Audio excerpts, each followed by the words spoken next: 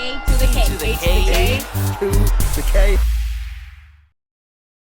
Hello, one and all. Welcome to the A to the K Wrestling Show, where today we are joined by serial entrepreneur, founder of Camp New York, WrestleTours, director of Tranmere Rovers, and co-owner of TNT, Defy, and Progress Wrestling, the one and only Lee McATEER. Lee, thanks so much for being here, man. How are you? I'm very well, my friend. How are you? Thank you for that, that introduction. It's a bit more complicated on TNT, but the rest of it was right. Okay, we might find out more as we go on. So obviously we'll kick off with we'll talk about wrestling, shall we? Let's talk about wrestling. What we do. So obviously wrestling for us anyway is on a massive boom period at the minute. WWE signing sort of multi-billion-dollar deals with the likes of Netflix, but we're also seeing a resurgence of the British wrestling scene, and obviously Progress has been a massive part of that. So I just wanted to sort of ask really what you make of the sort of comeback of the British wrestling scene and how much you think has been driven by the sort of the resurgence of wrestling with WWE as a whole. Well, I suppose we're in a bit of a unique situation. The fact that Progress was one of three companies, maybe four if you want to include include Evolve and stuff, that was obviously part of that WWE network type setup. Obviously, there was us, ICW, WXW, so we were probably a lot closer to what WWE were doing than most, dare I say it. But I suppose the main thing for me, gentlemen, is it's about growing the scene. And if we can grow the scene in the right and fit and proper manner, then hopefully that's got to be a good thing for everybody. And there's no doubt that from a WWE perspective, it's going through a huge, huge boom period. And all I hope for is that it's going to continue to kind of trickle down to the independents. And of course, from a very selfish level, I really hope that obviously trickles down to Progress and Defy. Yeah, no, definitely. WWE have just recently launched the ID program as well. We've seen a number of promotions and wrestling schools already kind of signed up. Because of your strong relationship with them, is it one of the goals of yours to be kind of maybe the first UK promotion under the WWE ID umbrella? Well, the reality is we have a great relationship still with WWE. We still continue to talk to them on a fairly regular basis. Sorry to be a kind of like cloak and dagger type answer to it, but No, it's good. No, of course. Let's see where the conversations go to. Of course, we've got Miko, who's going to be coming on to our show in February, obviously a former Progress champion and obviously part of WWE. So, of course, I suppose if nothing else, that shows you the kind of relationship that we have. And, I guess the main thing for us from a Progress or a Defy perspective is we want to work with everybody. If something's good for business, if something's good for the fans, then we want to be all over it. But of course, it's from a selfish perspective, of course, we're going to think our own particular brands first. But, we'd love to work with as many people as we possibly can, and no door is shut. We've always talked about this forbidden door.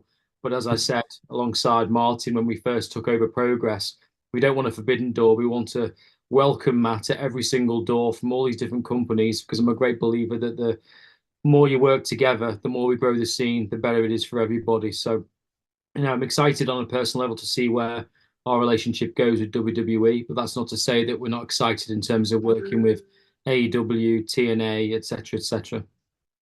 Yeah, no, it's the right way to be. Yeah, no, I absolutely love that ethos of having that welcome mat. Yeah, I like it. Great idea. So I'm just curious, obviously, to be involved in and to head up several wrestling companies. You must have a real love for wrestling.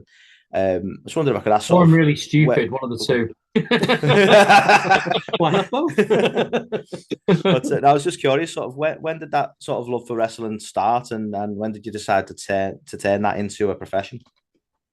Well, I suppose like most kids, I was absolutely, I was a huge fan as a little kid. I still remember seeing Bret Hart versus Ric Flair at the GMX Centre in Manchester all those years ago, and it was very much a massive bucket list thing. I mean, I noticed a lot of Monopoly events stuff there behind you guys in terms of the green screen. And, one of my big kind of dream moments was being able to interview Bret on a level to close out the very first ever Love of Wrestling. And it was something I'm incredibly proud of. And I'll never forget the very kind words he said to me in the green room afterwards and things like that. So absolutely always been a fan. But with that said, I suppose like a lot of young kids kind of move away from it a little bit for the most part. But then in truth, I was living in a flat in Ellesmere Port. We'd all go out on a night out. to Liverpool mostly, Concert Square. You boys know where it's at, right? And then literally would come back, and SmackDown would be on. I think it would be on a Friday or something along those lines, and started watching it. And then, don't get me wrong, I mean, I kind of had some enjoyment with it for sure. But where I became really, and obsessed maybe is too strong a word, but the way it was marketed and the way they were actually putting it out to everybody, I was really fascinated by how they did that. And I utilized a lot of their tactics in businesses that I created and then ultimately sold, and dare I say even kind of implemented as in terms of parts of the football club and whatnot, to kind of, dare I say it, probably influence the likes of Arsenal and all these other football clubs to utilize wrestling theme music and everything else like that. Yeah. But for me, it was very much about those marketing tactics, albeit, of course, some of those things didn't work out. If you remember Tout all those years ago, that was meant to be one of their own social media type plays. But I was just thought the way it's marketed is fantastic. And there's just some crazy stats, even going to the point that when I was on the BBC Breakfast show a few years ago, and I'm trying to talk to them about the impressions, the amount of social media reach that just the WWE has. And, they were fact checking me before I even went on the show. And it's crazy because, you talk about wrestling being niche. Well, actually, it's the most popular niche you've never heard of. Or dare I say, it's people's dirty little secret that they actually really enjoy, but don't necessarily admit to. And all of that started to kind of come to fruition. And then my girlfriend for WrestleMania 30 bought me tickets for WrestleMania. And what WrestleMania that was, by the way, is Undertaker, crazy. But literally, I thought to myself, because I was so busy, I thought there must be a company that kind of looks after all of the needs if you want to go to WrestleMania, and there was nobody doing it, and I just couldn't get my head around it.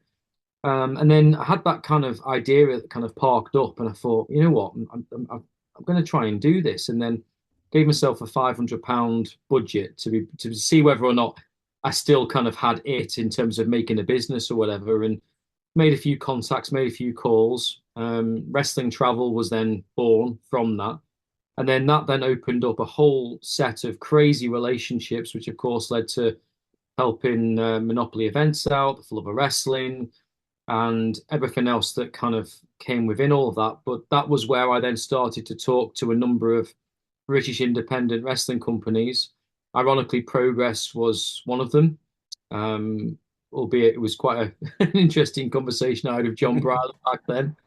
And then, of course, I got quite close to McATEER from TNT, and then I realised there was really something in that, to be honest with you. And then I was in the process of selling my Americamp and Camp Thailand brands and Wrestling Travel, and then I had a couple of quid in my pocket, and I thought, well, actually, do you know what? Let's see what might be next. And then behind the scenes, I was helping the guy out who basically was running Progress, really, because John Briley was poorly. And one thing led to another. And it was like, well, Lee, why don't you buy Progress? And I was like, yeah, good one, yeah. And then he got quite serious about it. And I was like, oh, shit, where's this kind of conversation going? But I knew that I couldn't do it on my own. And I was very fortunate to work alongside Martin Best, who's also a associate director of Tranmere Rovers Football Club, and approached Martin, and of course one thing led to another, and then before you knew it, we were running Progress. But what a lot of people don't know is that even though we announced that we were like the new owners in whenever it was, January of 2022, was it? The reality is that we were actually helping to run Progress way before that because of a lot of things that were happening behind the scenes. But I remember speaking to one very prominent journalist in the wrestling sector, and he said, "Oh, I've heard the rumours that you're looking to buy a wrestling company." And ironically, it wasn't Progress; it was another one based in London. Ironically, and I went, "No, it's not that one. I'm actually in talks to buy Progress." And he thought I was mad, but I believed in the talent that I was meeting, and I don't want to go back to the kind of speaking out type stuff, but I was horrified by some of the things that I'd been aware of, and what I couldn't understand was why professional wrestling wasn't professional. The clue was in the name, and I just thought to myself, whether I can get this right or wrong, I thought I'm going to give it a bloody good shot in terms of, if nothing else, trying to professionalize the industry, because initially it was almost, everyone kept saying to me, oh, what is Progress, etc., etc. Well, the reality is Progress needed to earn trust back for a whole host of reasons. And I'm not going to lie to you, boys, it's been and still is one of the toughest things that I've ever had to do. But of course, you've got to back yourself, you've got to believe in yourself, and you've got to bring people on board around you that, to be blunt, are better than you are. And here we are now, a few years later, and it's been a hell of a journey so far, really. Yeah, hell of a job you've been doing along the way. I mean, British wrestling has obviously got a huge, rich history, from the likes of World of Sport to where we are today. And as someone who's now kind of shaping the future of British wrestling, what is your kind of role in kind of keeping the British legacy alive and stepping on? Well, I mean, it's incredibly kind of you to say those things. I mean, what we'll say is that I'm one cog of many, many wheels, and I've got so many great people around me that deserve just as much plaudits. And I could be here all day in terms of naming all of them. But I think our main thing is that we're trying to create the superstars of tomorrow. We're trying to professionalize things. We're trying to grow the brand back to where it is. We've obviously got some very strategic partnerships with a number of different companies around the world. We're looking to very much have those global eyeballs, and especially with our setup with Defy and what that looks like, to the point that what we're trying to do is we're very much trying to kind of cover the European side with Progress, and then Defy, we're almost trying to cover the American side, but then intertwining the two, which I have to say, with an 8-hour time difference, tends to make for some decent amounts of sleep. Let me tell you. But I think for me, it's almost about trying to give opportunities to what are incredibly talented men and women.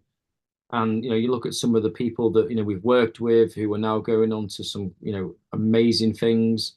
Yoichi, he's obviously in NXT at the moment. Was really proud to work with him. You look at our relationship with Pro Wrestling Noah, and how they're working with WWE, and there's just so many things that are kind of intertwined that hopefully, if nothing else, people will look at my stuff and go, yes, it might not be the coolest thing to say initially, but have we brought a extra level of professionalism into it? I'd say yes. Have we given more opportunities to talent from the UK perspective? I would say yes again, especially with all the money that we've spent on likes of getting the talent US visas, which then allows them to legally work in the States. So therefore, there's more eyeballs on them, and then hopefully that will result in more eyeballs on us. And of course, doing talent shares, if you like. And I appreciate everyone's independent, but forgive me for that kind of slip. But in terms of between like Defy and Progress and how we build all of that up. And then of course now it's about trying to put the foot down to really get even more eyeballs onto Progress and to Defy. In I think it was August or September, we had Progress had the most amount of hits/searches in its entire history, just to kind of put that into perspective. So therefore, we know that the eyeballs are there, but of course, like any independent, we've got to take all of that traction, all of those eyeballs, and to make it into something tangible, which, to be blunt, is ticket sales, merchandise sales, or subscribers. And of course, that journey will never end. Yeah, no, definitely. So obviously you've mentioned sort of the merging with Defy there. I just wondered, obviously we're talking about the sort of the 8-hour time difference and some of the challenges, but what is it in terms of the sort of stylistic similarities or cultural similarities that sort of made Defy the sort of perfect match for this sort of merger? Well, it's not quite a merger, but it's apologies. No, it's all good. It's all good. It is a setup where, to be honest with you, I don't think it ever kind of really got revealed really what our kind of relationship is, but it's not just a partnership. It is more, just to kind of put that into perspective. But yeah, without speaking for the likes of Matt Farmer and Jim Perry, Jim Perry was very heavily influenced by what Progress was, and that was kind of the starting point of where Defy really kind of was out there and doing its thing. And I have to say, and of course I'm biased, but I remember when I first stepped into Washington Hall to see my first Defy show, I was like, wow, this is something really, really special, and yeah. For me, we've got similar traits in the fact that we want to be professional in terms of how we do things. We don't cut corners. We want to do things the right way because we're in this for the long term. You know, I mean, there was obviously a lot of stuff recently, I say recently, probably about 6 months or so ago, and it's like, oh wow, you know, Progress has spent so much money on this, that, and the other. Well, actually, that's what we've been doing to actually put the infrastructure in to rebuild Progress. And I would hope that people that are fans of the scene would actually applaud us for that, to be honest with you, rather than going, oh, has Progress lost this or lost that? Never about that. You know, US visas aren't cheap. A new demand Progress demand Progress plus platform to replace Pivot Share is not cheap. You know, these are the levels of infrastructure that we've had to put into play in order to be able to get us to where we want to be. But if people who are, you know, listening to the show, watching the show, haven't seen a Defy show before, it's special. It's really, really special. And of course, there's a reason why the likes of Swerve Strickland is talking about Defy on some of the AEW pay-per-views, or Nick Wayne. You know, it's very, very cool. And again, incredibly small cog in that wheel, but very, very proud to be part of that process. No, definitely, and obviously the infrastructure that you put in place is only going to benefit you, you know, as you said, in the long term. You know, in terms of global aspirations, you mentioned Pro Wrestling Noah before. I know obviously you brought them over to the UK this year, but you're also bringing GCW over for their first UK show in London. So I'm curious, like, how important are these partnerships for the growth of Progress, and what can fans look forward to when GCW do come across the pond? Yeah, I mean, I've been working on and off with Brett for a number of years, even going back down to Wrestling Travel and working with him for the collective and whatnot. And we've worked with him, you know, really, really well. We obviously had 2 shows with him for the collective last year for Defy and Progress, and Defy have already announced that they're going to be going back to the collective for what's going to be no doubt the biggest collective ever. Watch this space on what Progress might be announcing sometime soon. But I do, you know, I'm a great believer that there shouldn't be these rivalries. We should be working together. And if we're able to offer those the opportunity that haven't seen GCW from a London perspective, then great, let's do it, because we've got a really interesting relationship with Brett, to the point that, for example, we've just recently done 2 shows, one in Brooklyn, one in Chicago. So we basically were running shows before GCW. And we've got a number of different things lined up across the brands for 2025. So, you know, for us, if we can work together collectively, then I do feel as though the independent scene will be so much stronger for it. And we're very much looking forward to and welcoming Brett to London. You know, the ticket sales have been really, really strong. I've got no doubt that that will end up being a sellout. And of course, that means that your typical Progress fans will be able to see GCW live and in person, whereas unless they're going to the States, or dare I say it, to a WrestleMania, they may not necessarily get the chance to do so. Yeah. So the caliber of Pro Wrestling Alumni is incredible, to be fair. You know, you've got the likes of Gunther, Tony Storm, Bronson Reed, Will Ospreay, and the list could go on.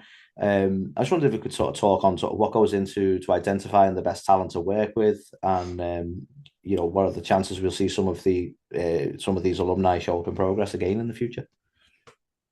Well, I think the thing is, it's probably no different to football. Everybody's got an opinion, right? Doesn't necessarily might mean if it's right or wrong. And then, of course, you've got people that will prove other people wrong. And we've seen that across the wrestling industry, across all sorts of sectors, to be perfectly frank with you. You know, in terms of on a personal level, in terms of things that I look out for, is first and foremost is, do I want to work with you? Am I going to be able to work with you to the level that, yes, there may be some passionate conversations, but we're obviously after the same result. And I want people that want to be there, you know, that want to be on the proverbial bus, that are in this for a longer term view. I want people that are easy to work with. You know, little things, for example, that kind of drive me mental is that if somebody thinks that it's good enough just to retweet something and stuff like that, you know, for me, it's not. You know, I want people to lean into it. And I know that's difficult because, of course, there's a whole host of promotions that talent will work for. But for me, I can't necessarily tell a talent what they're doing right or wrong within the ring. You know, you've got the likes of Dean Allmark, etc., and there's, you know, to do that. But where I try and put my input is in terms of the character work, or in terms of what we're trying to present. So what people might not know is that, for example, even on show days, every single bit of social media that goes out is actually from myself personally, because I'm kind of telling that story from how I'm doing that within the creative setup to be able to hopefully put the talent over and the stories in their best possible light. You know, that's how serious we take it.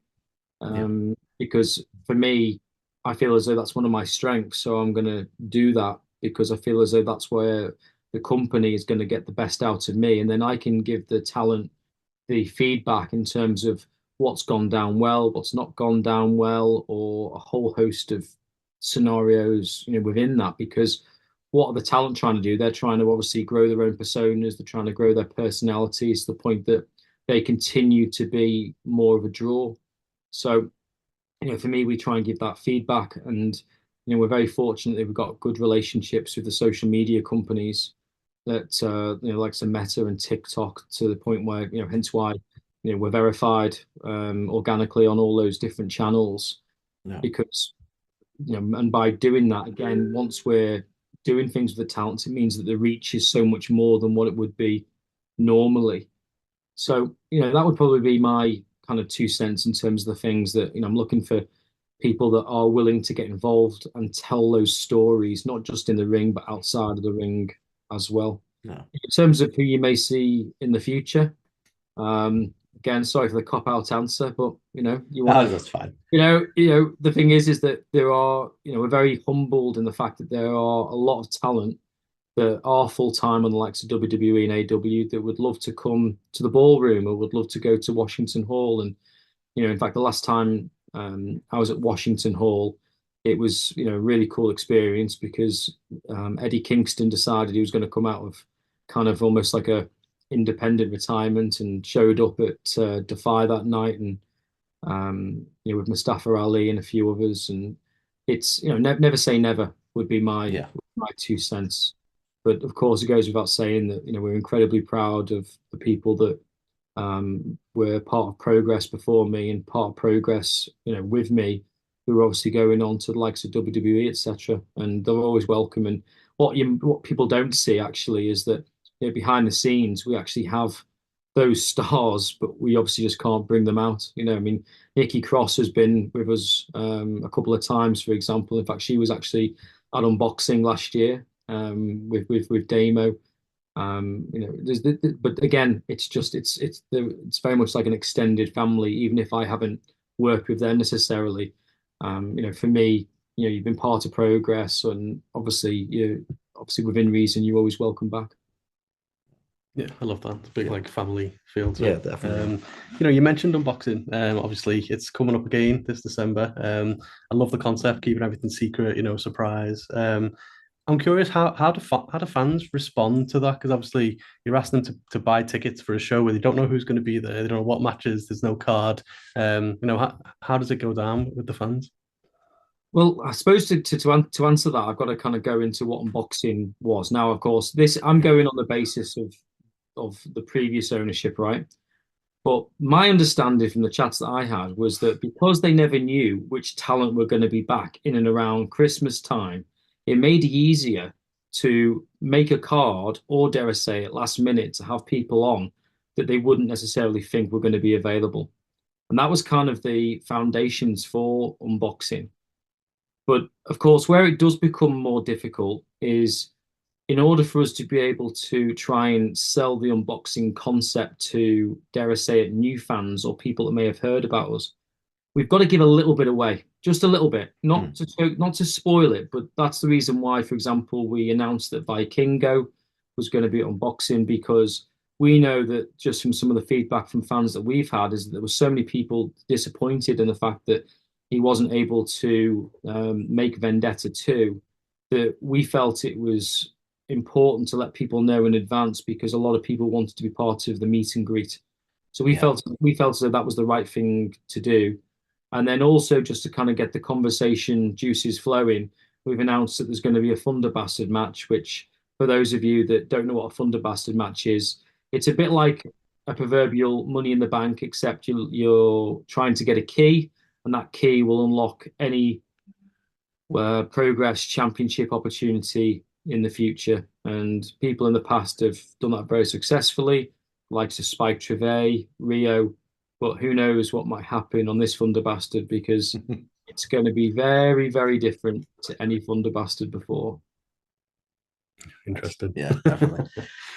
So the chapter format is quite iconic for Progress, almost like seasons of a TV show. And I know obviously you've mentioned in terms of the social media side of things that it's about sort of telling that story, and you're sort of very passionate about that. The concept for the chapter format, has that come from wanting to create that serialized story for the fans as well? Well, again, I mean, it was something that we inherited, and we were Right. unknown as to whether or not we were going to keep doing that. For me, of course, things have to evolve, but I felt as though there were certain things that kind of kept it quite, essentially Progress, and that's the reason why we kept the chapter format. Right. I mean, sometimes if it's a special, it won't be a chapter, but technically speaking, if you watched from chapter 1 all the way to the latest chapter, then technically speaking, there is a storyline, absolutely no doubt, that kind of continues to flow from one to the next. So I think from our perspective, it made it easier for people to kind of follow where things are at. And we get a lot of people that are subscribed to Demand Progress Plus that will start at chapter 1. And then we then get the kind of the tweets that come in that will then say, oh, I'm now at chapter 1, 2, 3, or chapter 1, 3, 4, or whatever it may be. Yeah. And therefore, I think it's a lot easier for people to follow by doing that. The only thing that we've kind of done a little bit different is that we're starting to do some shows on a yearly basis, like Vendetta, which then kind of move into almost our 2 biggest shows of the year, which is that, and of course, Super Strong Style 16.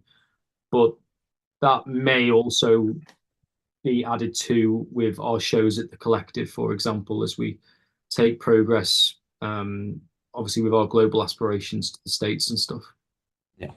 Yeah.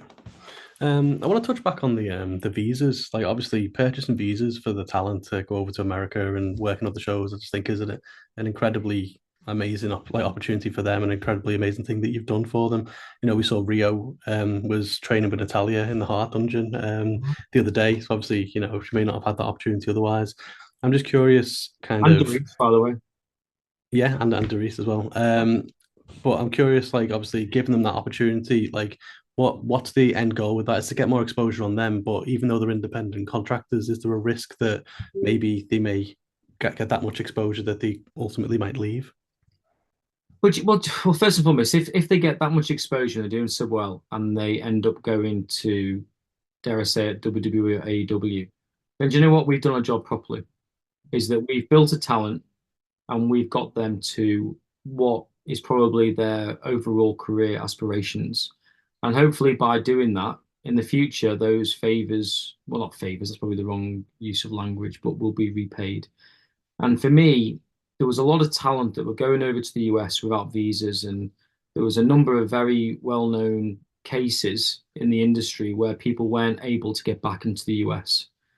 And I always felt that and I'll be honest with you, this was before our arrangement with Defy, but I always felt for Progress to grow, it needed those global aspirations. And as much as I love the Electric Ballroom in Camden, etc., the reality is that for us to really grow, we needed to be able to be seen in a plethora of places. And there's no bigger place for that than America. So that was the kind of starting point. Now, of course, all we can do is sort the visas out. It's then down to the talent to make the most of that opportunity. But if you look at somebody that's absolutely smashed that opportunity, who had to pay a huge amount of money to get that visa in the first place, was someone like Joe Hendry. You look at what Joe's achieving now, it's, couldn't be proud of him. He's absolutely fantastic, deserves every single thing that he's getting. But if he was on this show right now, he'd tell you how he had to pay a huge amount of money for his visa, had to do it all himself, but he backed himself to succeed. And of course, you've got a number of talent from these shores that are spending a lot of time in the States, working a whole variety of different promotions, whether that, and again, I'm no doubt I'm probably going to leave some out, but if you've got Tate Mayfairs, who's been doing some fantastic things over there. Doris seems to be spending more time in America than he does in his own 0121. Rio is obviously doing some fantastic things there. And because of our very strong relationships that we've got in the States and specifically in Florida, without embarrassing a couple of people that, if you are listening to this, you know who you are, and thank you so much for everything that you do for the talent, is that they then give the opportunities to people to then go to the likes of Natty's Dungeon and Fighting Spirit and all these different opportunities to be able to network, grow their personas, learn more. And then hopefully, and the idea is that when they do come back to the UK, they're bigger stars than they were before. And, you look at the fact that, Cara Noir has now officially had his debut in America after the shows in Brooklyn and Chicago when he took on Timothy Thatcher and Mustafa Ali. That Mustafa Ali match, mad. If you've not seen it on Demand Progress Plus, please take a watch. It's some really, really incredible stuff. But at the same time, if we're giving all these opportunities to the talent, we would hope that the talent would therefore want to go the extra mile for Progress, or for Defy, depending on which way you set it up. But that's where it is very different, dare I say it, to your typical independent, because to the best of my knowledge, I think we're the only ones that do it. Which then also makes it more difficult when humbly I'm getting inundated with talent that would love to be on Progress.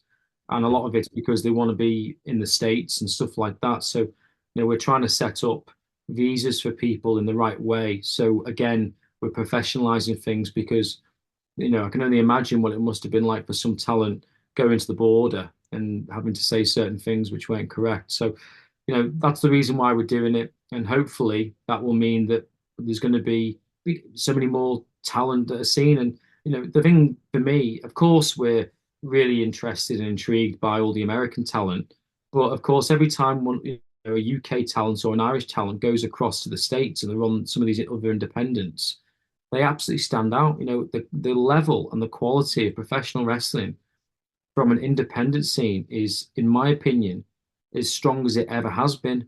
But of course, we went through this period post-pandemic, post-speaking out, where there was, to be blunt, the leadership just wasn't there, and we've had to rebuild from the ground up, and it's been very, very difficult. And then you throw into the mix the fact that, our, albeit, not in a disrespectful way, but our split with WWE, and everything else that went alongside that, is that we have had to pivot in terms of what we were expecting and how to deal with different things. But, hopefully, if people really want to support the business, and it doesn't matter if it's Progress, RevPro, TNT, whatever, hopefully people will actually come out and support it by buying the tickets, buying the merch, and hopefully continue to grow the scene. Because in my opinion, especially at the moment, you are seeing tomorrow's superstars today. Yeah, definitely. It's good. It's a good quote. That. So just to sort of double back a little bit, you mentioned earlier on, and actually just a second ago as well, about Demand Progress Plus. Now, obviously, there are a lot of challenges in terms of setting up that sort of streaming service. But I just wondered if we could sort of talk about the sort of the pros, I suppose, of sort of running your own streaming service and sort of why it works for you. Well, I guess to put that into perspective, one of the things that I really, really wanted to do was I wanted Progress to go live. And it was a conversation that we had with WWE on a number of occasions, and not in a disrespectful way, but we just couldn't make it happen for one reason or another. So by us having our own platform, and also, I don't think I'm being rude when I say this, is that Pivot Share, again, something that we inherited, it was just not fit for purpose. It was bloody awful. It was terrible. So we knew we had to set up something new, and it was a massive, massive undertaking. We just didn't know when we were going to have to set it up, but we had to be prepared for it, because we knew that Pivot Share just didn't seem to be getting any better. And of course, what ended up happening with ourselves was that, we ended up having conversations with WWE, and then Pivot Share told us that they decided that they were no longer going to support the platform. So all of a sudden, we had to really think quickly in terms of what we were going to do next. Now, of course, within all of that, it's a question of then uploading all of your content, categorizing all of that content, right tags so people can find it. No different, dare I say it, to what the WWE Network was. And then, of course, we're then trying to add the new content And we actually tested Progress live on it must have been 4 or 5 occasions with a very select few groups of people, including a few journalists, to give us feedback, to the point that if we did go live, we knew it wasn't going to be a disaster, but we'd be able to really do it properly. And if memory serves me right, I think it was the January show for Start Spreading the News that we started to test it. And of course, that was also kind of interlinked with the fact that we were leaving WWE, because of course the chapter names, this is something I get asked all the time about who comes up with the chapter titles and stuff like that. There are a lot of subliminally points that I guess in retrospect you think, oh, okay, that's the reason why that was called that particular thing. But of course, something else that we're now looking to do is that we're not that far off in terms of uploading the entire Defy content library to Demand Progress Plus. So that'll be coming soon. Of course, all the TNT Extreme Wrestling content library is also on Demand Progress Plus. So we're very much trying to create a hub of activity for people that love British professional wrestling, not just here in the UK or Ireland, but of course around the world. And we're very proud in terms of what we've done. We feel as though the quality is a hell of a lot better than what it was. And of course, hopefully that's come with the feedback and the amount of subscribers we now have. Yeah, no, definitely. That's awesome. So another feather in your cap, which at this point probably looks like Tatanka's headdress, is of course WrestleTours. So obviously, you saw that gap in the market to kind of essentially be wrestling's first travel agent, and the concept I think is just brilliant. I've got a couple of questions around it really. So, what goes into creating experiences that kind of resonate with both hardcore fans and maybe more of a casual? And then also something I'm like struggling with at the minute as well is the changes to like holidays and things, and like taking your kid out of school and stuff, and all the stuff's going along with that. Is that going to impact WrestleTours and people going to like kids, especially going to WrestleMania? Well, first and foremost, thank you so much for the kind words on that. I really, really appreciate that. And believe me, that journey was not easy.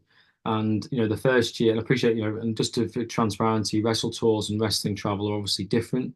But when I first set it up as wrestling travel, I'm not going to lie to you, we learned the hard way. Our first trip, we had a very bad experience with a hotel, and we ended up suing that hotel for a lot of money because what they told us it was and what it wasn't was two different things. But of course, you've got to take the rough with the smooth. We move forward to the point that we're very, very proud of what we've done in that sector. And I sold wrestling travel as part of the group deal with Americamp and Camp Thailand. And then I was umming and ahhing about doing it. And then we were having conversations behind the scenes in terms of how that was going to move forward. And I was in Dubai with having a few too many drinks with Lana Austin, Session Moff Martini.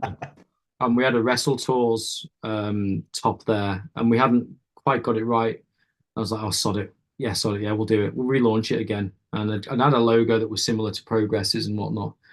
But yeah, we'll give it a go. Yeah, we'll give it a go. And before you knew it, I think I was there with Session Moff Martina cutting a promo and getting out there. And then it very much kind of has moved into what it is now, to the point that with WrestleTours, it's not just a random travel package that you book online. You are literally going with basically the Progress crew. So then what happens is that when you're, for example, at the bar in the hotel with us all, you've then got all sorts of weird and wonderful people that will just turn up and show up, and the fans are there and they're just like, oh my God, it's such and such or such and such. But it's very difficult to kind of put that into perspective, or how you then sell that as an idea. Or the fact that, for example, Paul Benson, who came from Hooked On events to WrestleMania with us this year, he was there with his son Samuel, and he's showing me the fact that he's been in the lift with CM Punk before he gets into his suite, and Drew McIntyre, and then we've got different talent that are coming in, and random scenarios where Mike literally, I'm watching WrestleMania with Michael Oku, all this crazy stuff, but it's very difficult without the kind of spreading the word in terms of what that's like, really.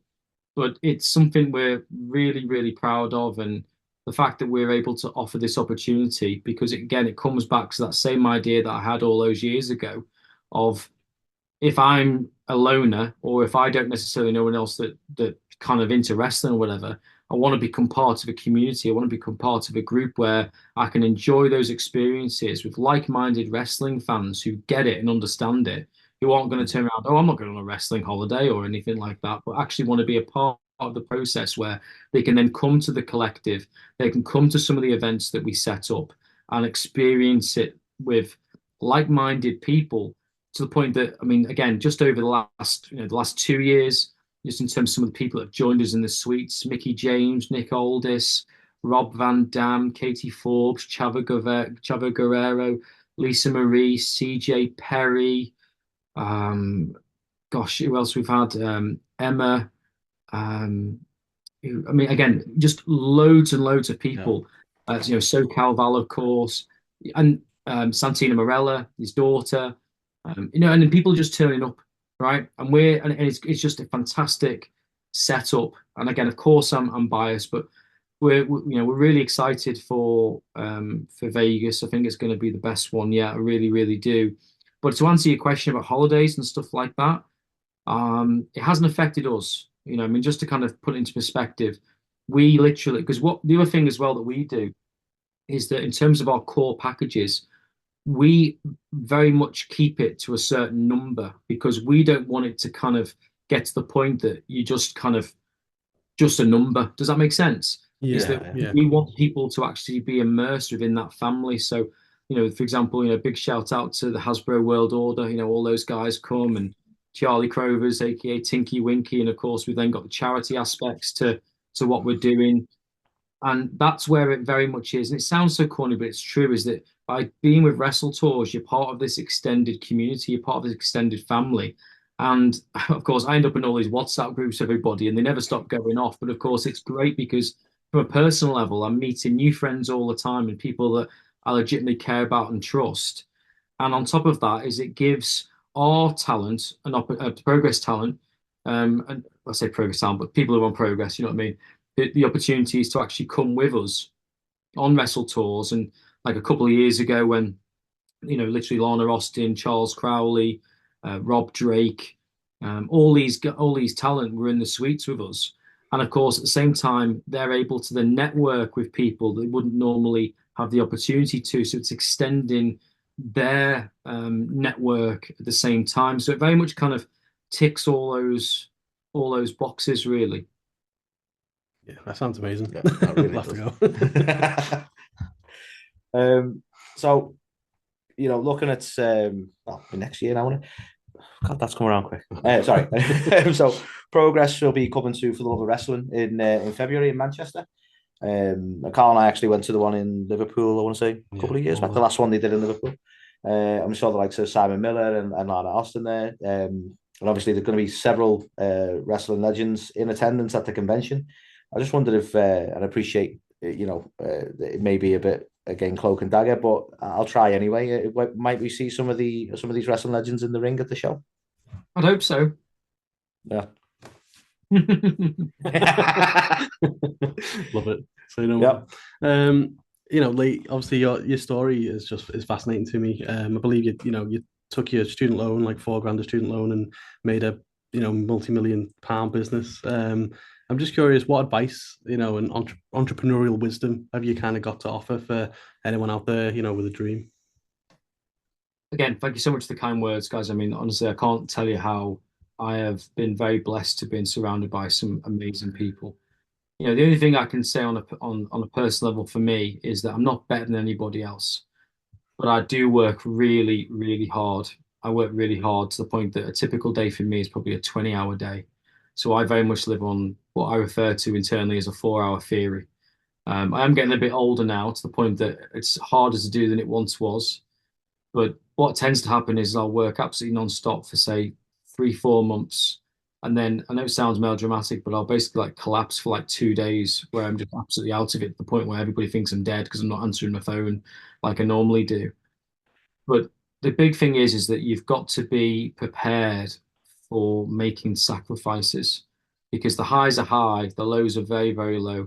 I've made some loads of mistakes in my, and for what it's worth, I hate the word entrepreneur. It sounds so bloody pretentious. The reality is I'm just chubby plastic scouser trying to make it in the world is the truth. Who's trying to leave the world in a better place.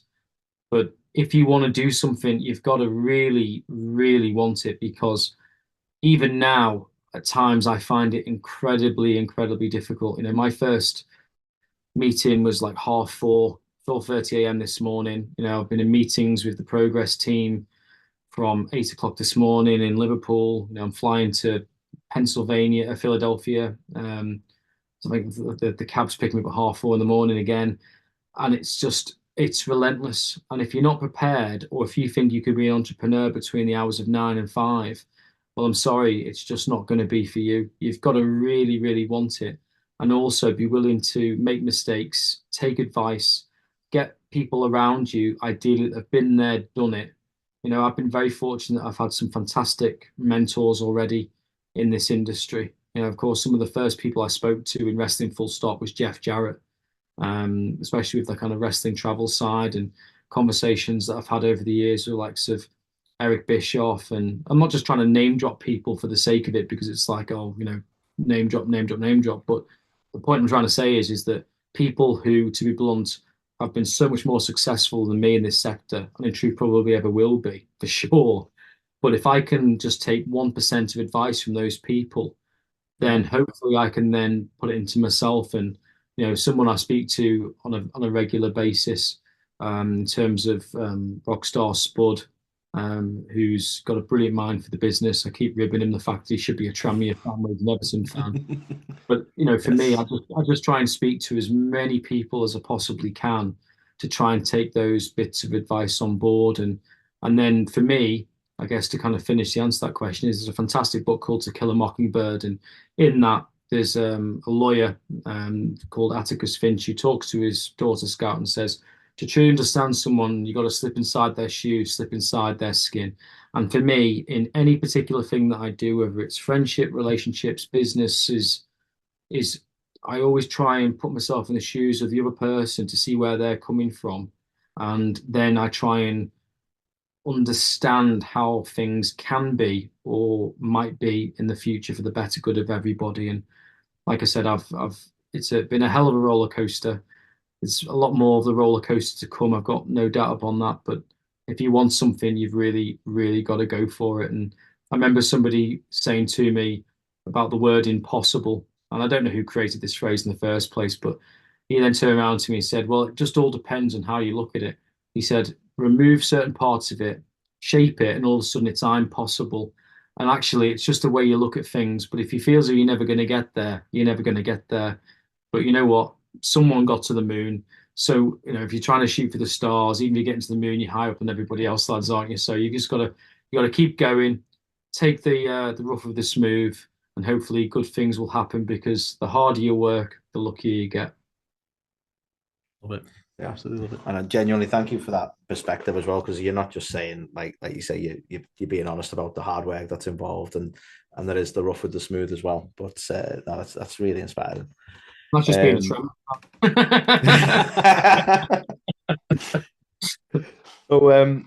so something you're doing at the moment as well is working with Peter Davis and the team at Birkdale Collective, talking to universities about careers in professional wrestling. Yeah, I just want to talk a little bit on sort of what that experience has been like, and what it's like sort of giving back in that sense.